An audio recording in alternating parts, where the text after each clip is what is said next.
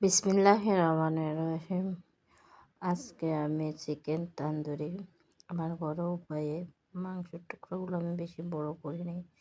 আমি মাংসের leg piece নিয়েছি, নিচের অংশটিগুলো লেগ পিস পুরোপুরি। প্রথমে সরিষার তেল, তারপরে মরিচের গুঁড়ো একটু বেশি দিয়েছি, ধনিয়া জিরার গুঁড়ো, লবণ, একটু সয়া সস, আদা আর রসুন বাটা, তারপর তান্দুরি মশলা আমার বাসায় তৈরি করানো।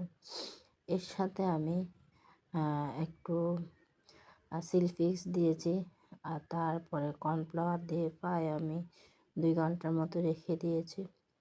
রেখে দেওয়ার পর ফ্রাই প্যানে আমি হালকা আছে ভেজে নিয়েছি। আমার এখানে কোনো কাঠকলা নেই, তাই আমি তাওয়াতে করতেছি।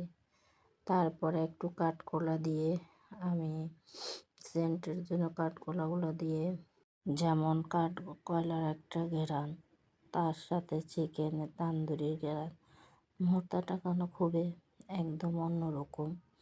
এখানে আমি ভালো মতো এক প্লেট করে উল্টে দিয়েছি। এখন একটু আমি শেফদের মতোই চেষ্টা করতেছি যেন না পড়ে, বাইরে টাচ করার জন্য করে নিলাম।